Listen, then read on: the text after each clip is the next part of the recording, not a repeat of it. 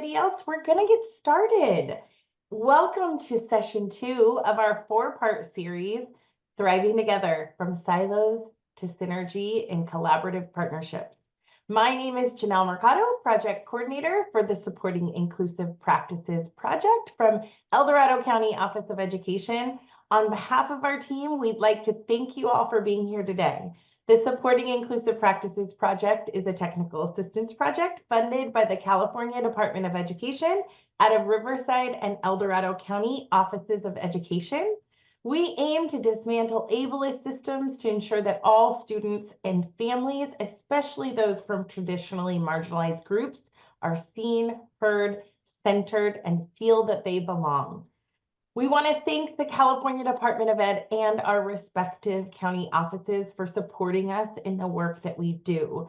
You can access all of our no-cost resources on our website at sipinclusion.org or follow us on social media, Instagram, Facebook, and LinkedIn at SIP or at Supporting Inclusive Practices.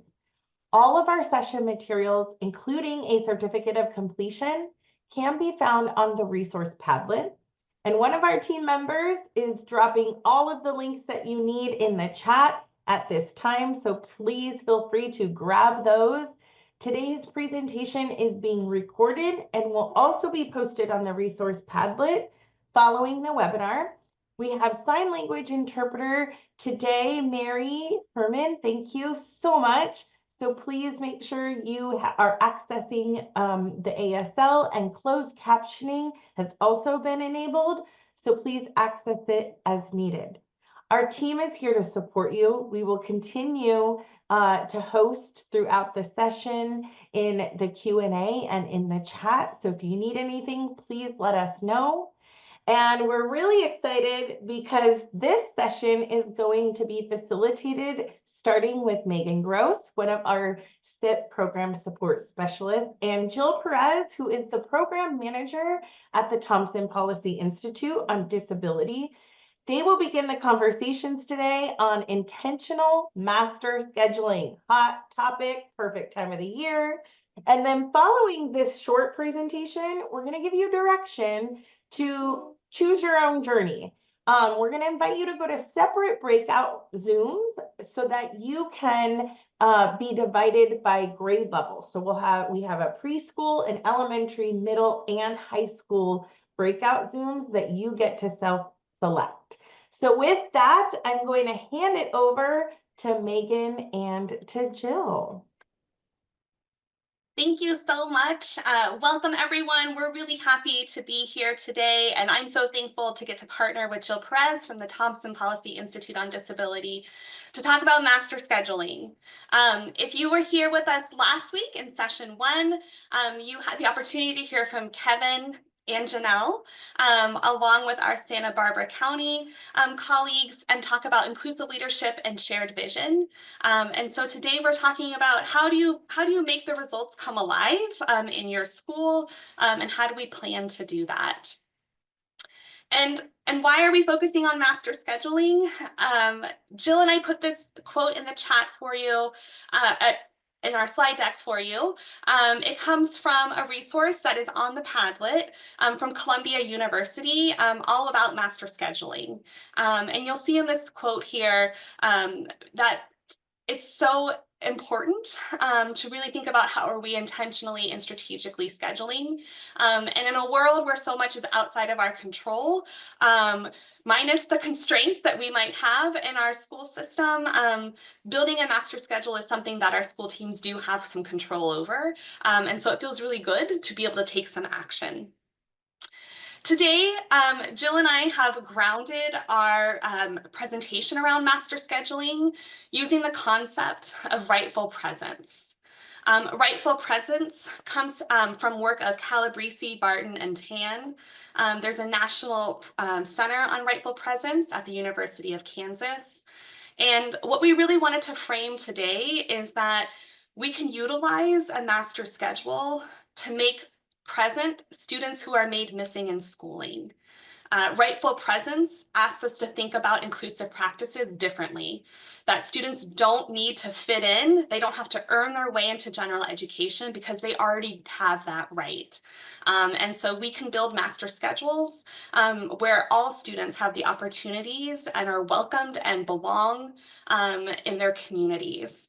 And so what we'd like to do before we dive into kind of different master scheduling examples is to kind of ground ourselves in thinking about rightful presence.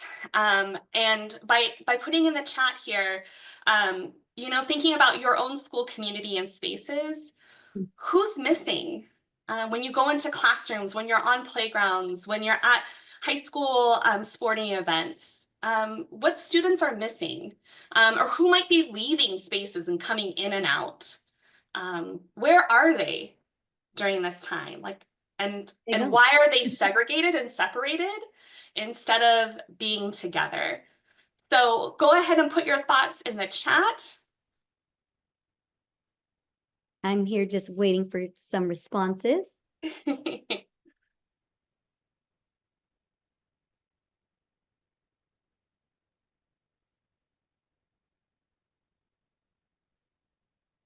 I think about this every time my elementary school daughter has a school event. And a couple of weeks ago, I looked around at the family glow in the dark dance and thought, who's not here? And how do we invite those students and families to participate? And how the organizers had created a sensory space outside. But that's something that I think about a lot. I see some things in the chat here, students who are developing those social skills, behavioral skills, those tend to be missing. We have our students with extensive support needs or more significant needs, complex needs that are also missing. Kids who need extra support. Students in wheelchairs are often missing. Yeah, I also see the need for students who are experiencing challenging behaviors. Absolutely. Right? And how do they become a part of the community? Self-contained classrooms. That one's one missing too. Yeah. So we're going to dive in here and feel free to keep adding into the chat and we'll incorporate that into our conversation as we can. And I am appreciative that we're thinking about what's happening in schools, what the current school experience is for some students, because, if we want to change things, if we want to do things differently, we have to really start with what are we doing now and how do we shift that? And so, before we can envision that, we really have to talk about what's actually happening. And when students leave the classroom, they leave for many reasons. We say, oh, for years, historically, we've said, if you need additional support, we're going to send you somewhere else. We're going to send you to this special resource room. We're going to send you to the learning center. We're going to send you to a special day class all over the campus. And what's happened is we have all of these students who are ping-ponging across the campus. And what I mean by ping-ponging is they're leaving class to go somewhere else, coming back. And this action of leaving and coming back is something that happens throughout their school day. And every time they leave the classroom, they're missing valuable instruction.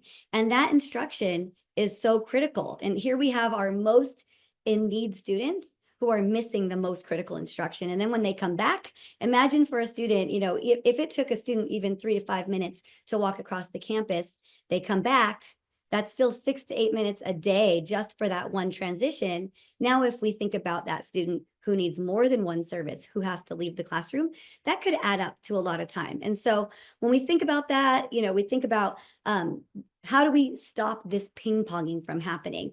And just thinking about those special day classes as well, when researchers went into those classrooms and said, what is actually happening in these classrooms?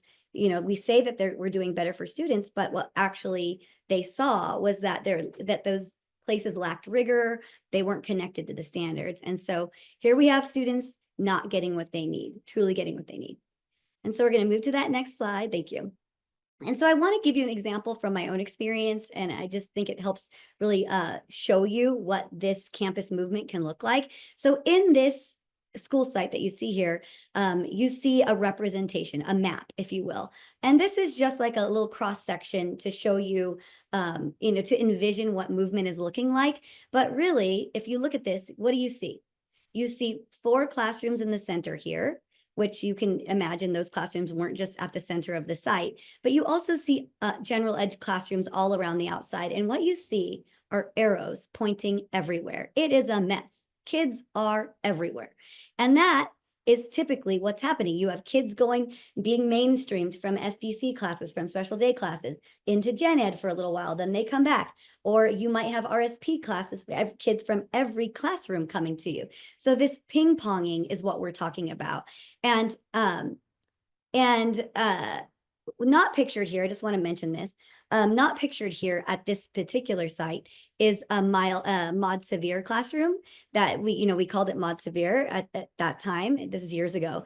And that's going to come into play in a few minutes. So I just want to make sure that I don't forget to mention that it's not on this, but it's something we want to mention that is missing. Because again, like most schools, when we were envisioning change, we were leaving out those students who had more extensive support needs. And I'll address that again in a minute. So when we think about, we're going to move to that next slide. There you go. So when you're thinking about your inclusion journey and really shifting from what you're doing to something new, you have to have a vision for that, right? And so what we did is we really examined and really thought about what is it that we want to change and what is the vision for what our program is going to look like. And our vision was really to think about, instead of having students have to leave to get their support, how would we be able to service them in general education? How would we bring the service to the student? And that's where we started.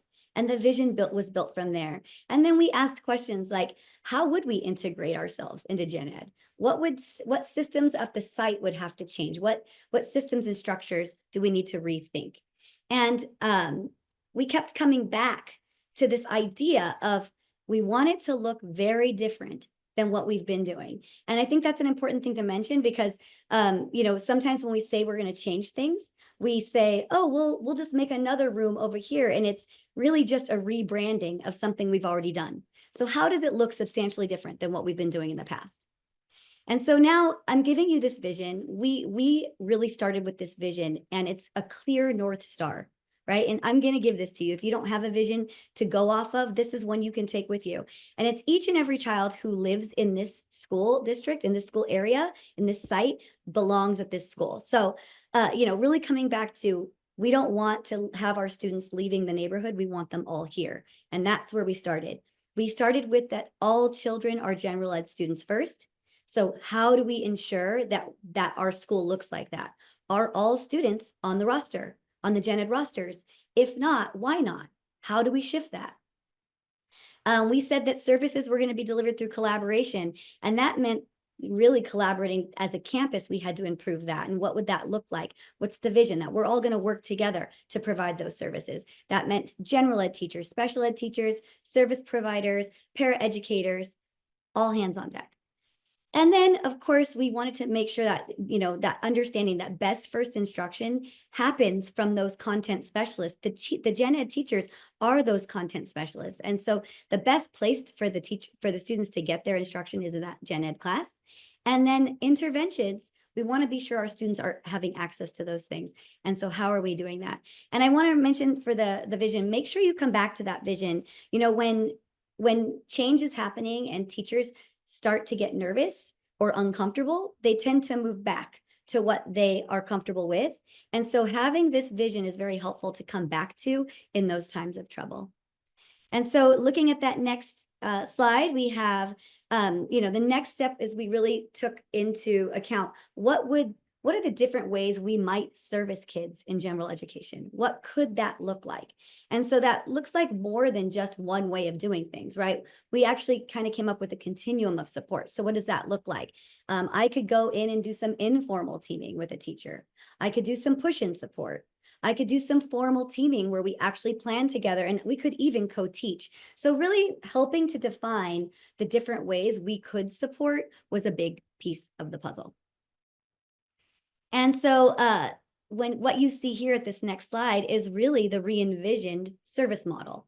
And so instead of all those arrows going everywhere, now you see ed specialists, you see all of our education specialists here in the middle. They are the ones that are doing the ping ponging. They are the ones that are moving. And so that is the power of a schedule that is rethought of. And when we strategized for this, we really wanted to consider, grouping students intentionally, and we wanted to maximize our resources without stretching anybody too thin. And so that is really what we kept our eye on the prize. And so I want to come back to those students with extensive support needs that I was mentioning. When we first decided to do this re-envisioning, we said, oh, that class, everybody but that class. But when we came back to our vision, we said all means all. And so we really felt compelled as a site to address that and say, we have a group of 5 kids from this Mod Severe classroom that have never had access to gen ed. They've never been offered gen ed. So how do we change what we've been doing for them and give them the opportunity to be in gen ed? And so that really changed the game, and we ended up including them in our program. And so what you see on the next slide here is sort of like the what it ended up looking like for this school year. And we worked really hard to provide that service in general education through collaboration. And what you see here are the 4 ed specialists and how we served groups of classrooms and with our paraeducators and other support staff. So, it's basically what you're seeing is, our schedule, if you will, and that changed every year. As we got better with creating our schedules, we were able to adjust and decide and determine what was working best for us. There's no such thing as a perfect schedule. And so if on the last one here, I just want to bring through here. So what you'll see here is what the result was is, oh, you're right. All means all. Students were receiving, they were gen ed students first. We wanted students to receive that instruction in gen ed as much as possible. And so the actions that we had were that the collaboration just became part of what we did. We had to improve as a site around collaboration. And what happened was, we provided, through this master scheduling process, we were able to change the way we service kids. We were actually able to go in now and service the kids in gen ed. We changed the entire way we served kids. And because of that, the teachers, the gen ed teachers and the other staff really started to see that special ed is a service. It's not a place. And their self-efficacy, their belief that they could do it had increased. And that's what changed the system.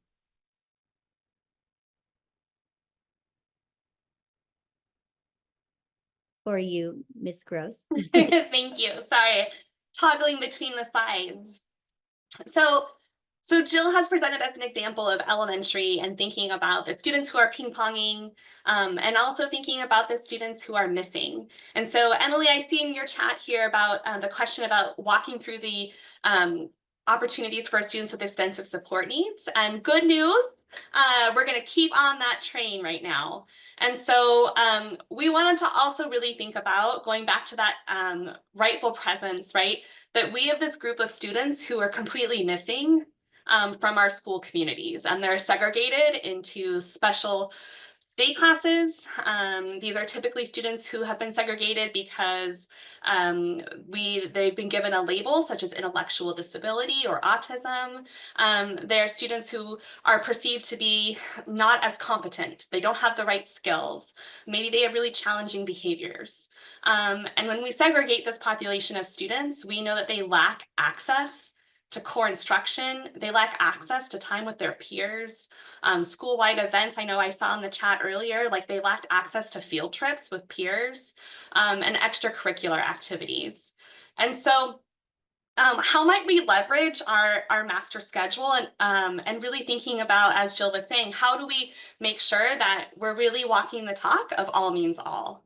And so I want us to pause for a moment here. We were in elementary world here as an example, and we wanted to provide a high school example as well for this mini main session. So I want you to think about either your experience in high school or the experience of what you know high school to be today, and reflect on what are the classes that you have access to that a typical freshman schedule kind of looks like.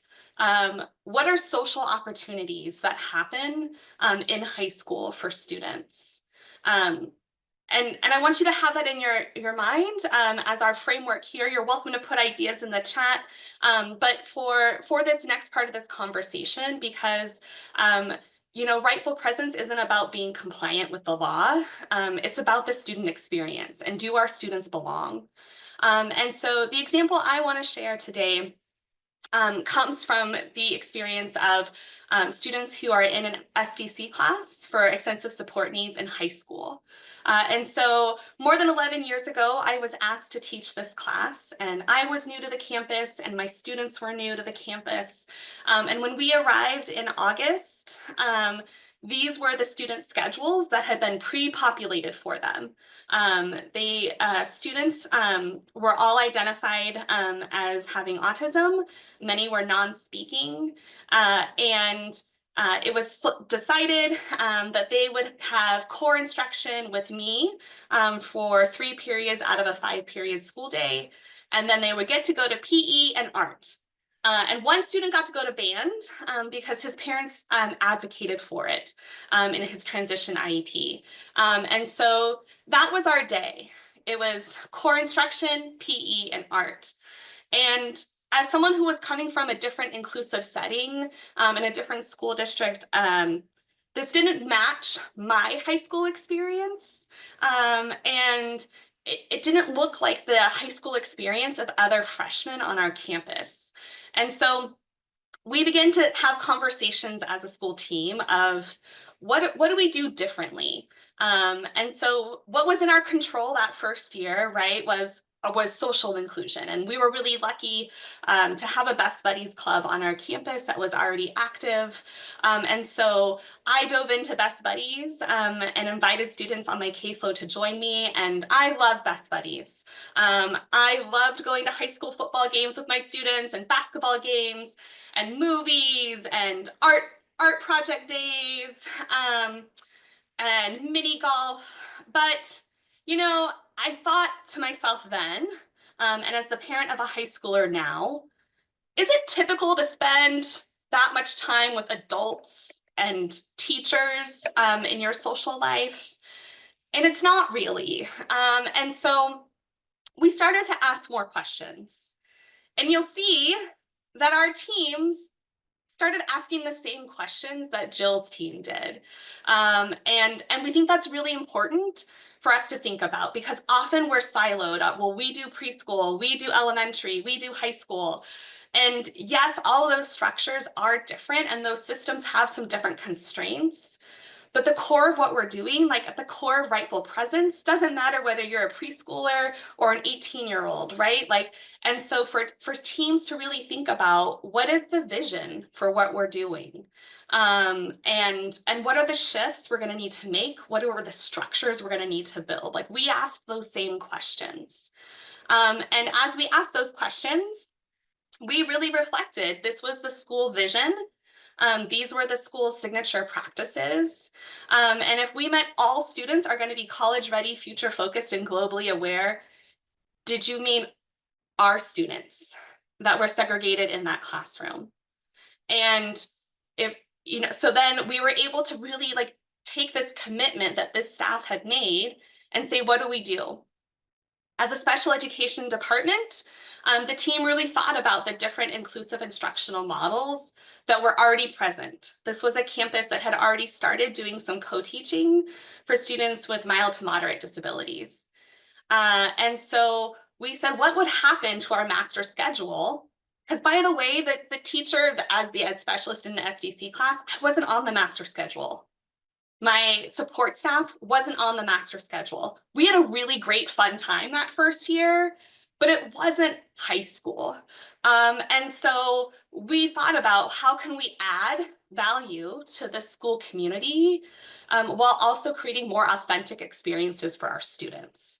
And so leveraging that master schedule finding open sections, working with general education partners who are our allies and were interested and willing to support for that first year. After that, it became a non-negotiable. And then working with our counselors to save some seats.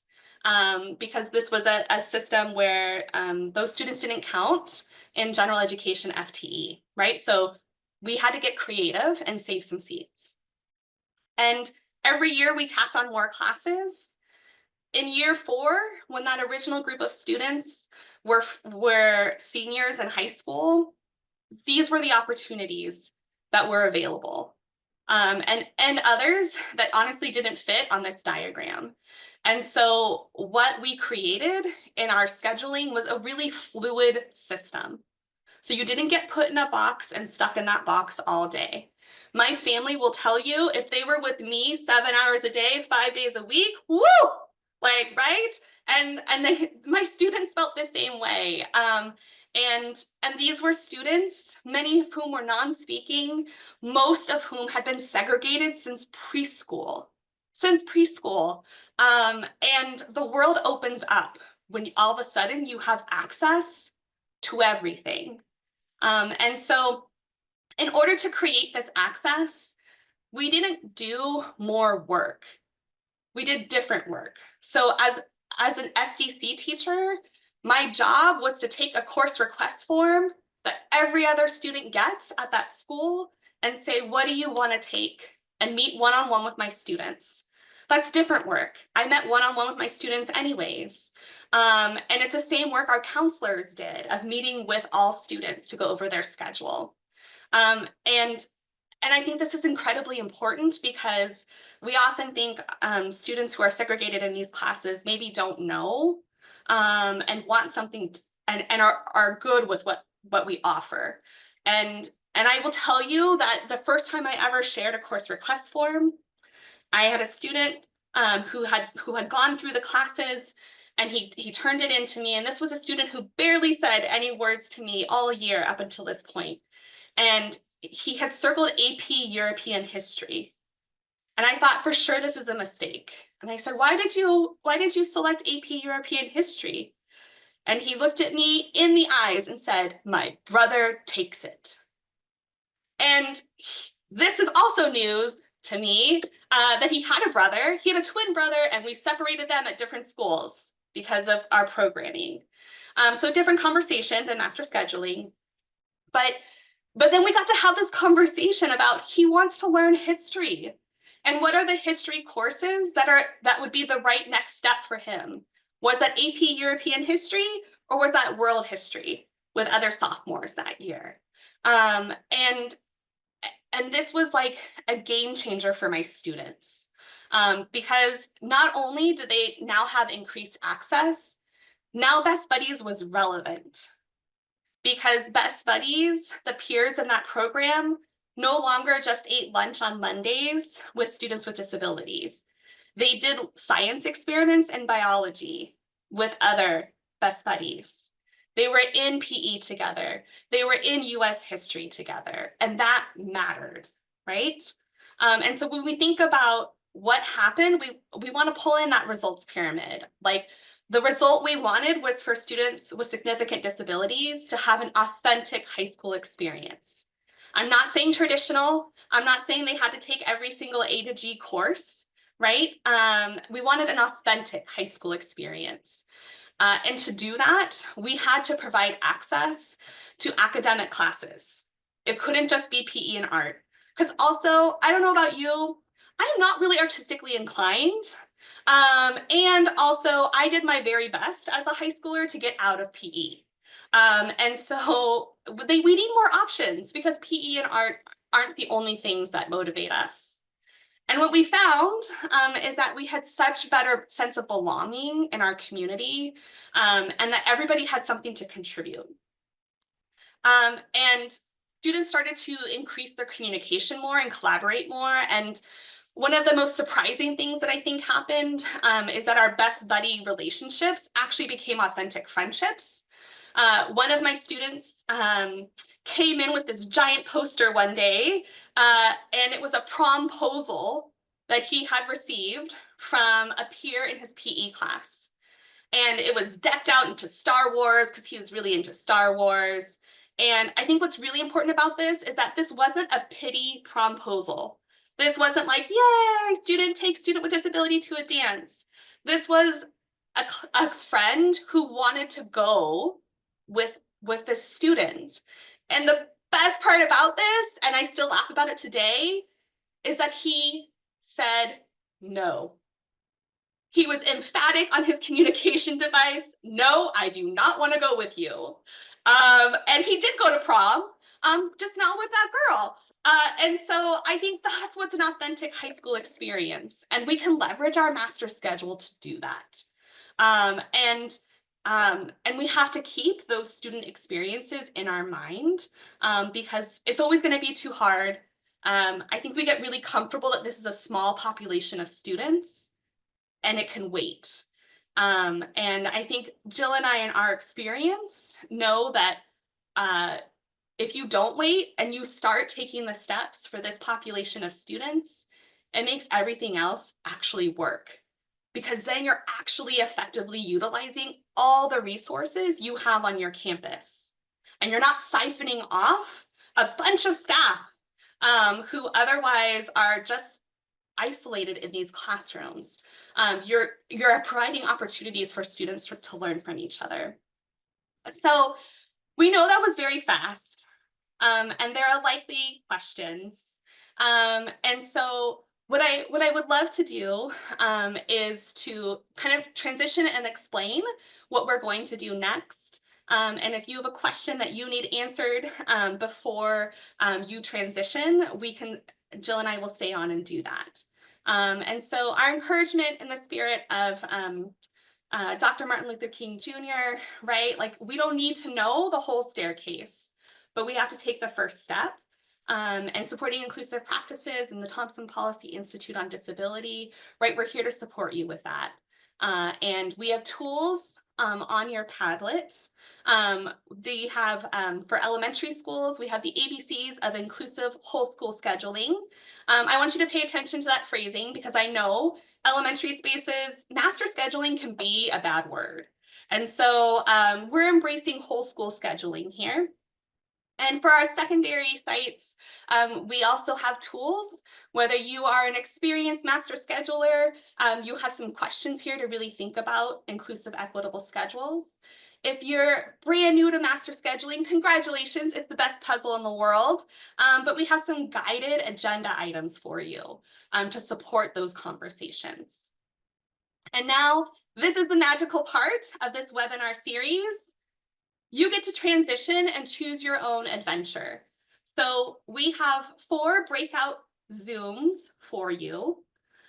We have inclusive preschool that has 2 school districts, Northern California and Southern California, talking about how to align your preschool programs and create inclusive preschool within our state preschool programs. We have an elementary school district coming in to talk about master scheduling in elementary. And we have a middle school district and a high school district that are also going to be talking about what are the steps and tips you need for master scheduling.